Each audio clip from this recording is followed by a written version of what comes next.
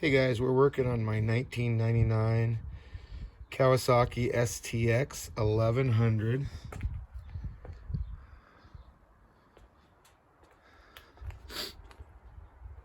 This is the sport touring model.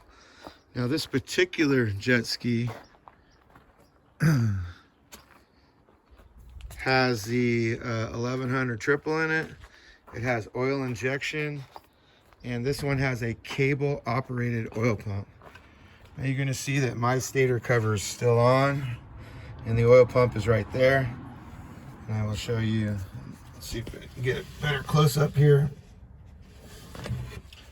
Anyway, this motor is brand new. I just rebuilt it, just put it in. I've started it once and then I just shut it right back off.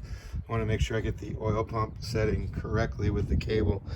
I do have an extra stator cover here with the same exact oil pump. I just wanted to talk about it a little bit because literally it was really difficult for me to find the oil pump cable adjustment under the service manuals for the 98 and 99 models. I wasn't finding it. What I did find out was that the STX 1100 DI models, which are injected, they also have the same style of oil pump, and they did have a oil pump cable adjustment setting, and here it is here. So it shows you A is when it's fully, like full throttle, there's your stopper there. So here it is again, the cable is completely fully pulled, and there's a stopper there. So right here it says the oil pump cable adjustment. Check the throttle body cable adjustment. If necessary, adjust the throttle body cable. Check the oil pump cable adjustment. When the throttle lever is fully applied, check to see that there is a clearance at the A, which is here, of approximately 0.6 millimeter or 0.024 inches between the stops. B, on the oil pump pulley and stop pin C. So what they're saying here is, here's your oil pump. It's not pulled right now, so there's your stop. And if you fully throttle it, I'm gonna just take this off so I can show you. Well, maybe not, let's see, because I don't have it bolted. But if you fully throttle it, there's your stop right there. You need to not allow it to stop all the way on the stop. You wanna use a feeler gauge between that and there, and it should be 0.6 millimeters. So what I would do here is, here's a feeler gauge right here. You can see the 0.024 inch or 0.61 millimeter, and it would need to go right here between here and here. So when you pull the throttle full, and you're going to need to adjust this cable so that it doesn't go quite all the way. Now I have this off here because I wanted to show you guys something. So there's supposed to be an O-ring that goes around here. When you line these up and put them on,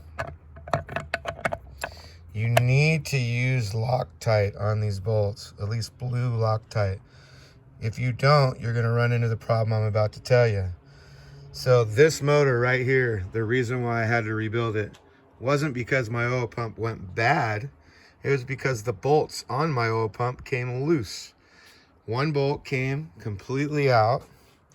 The other bolt was loose, and my oil pump was just doing like this. And I ended up seizing my motor.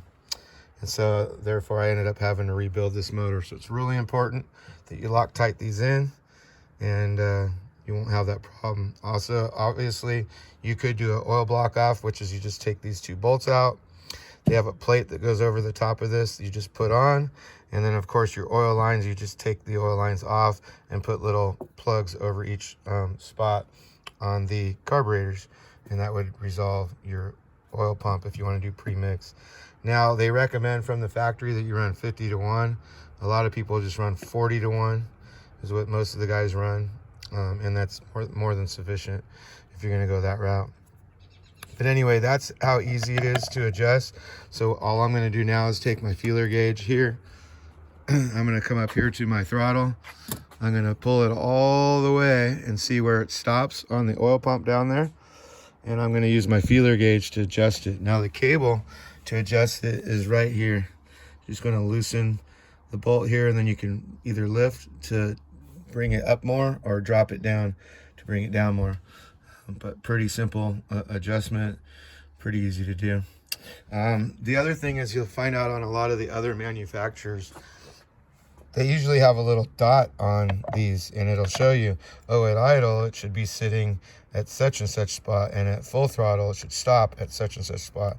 Well, you can see with this one there is no lines to line up with anything. The only thing you have is that full throttle position and where the feeler gauge should go. So that's how easy it is to do, and I hope this helped you guys out. Thanks for watching.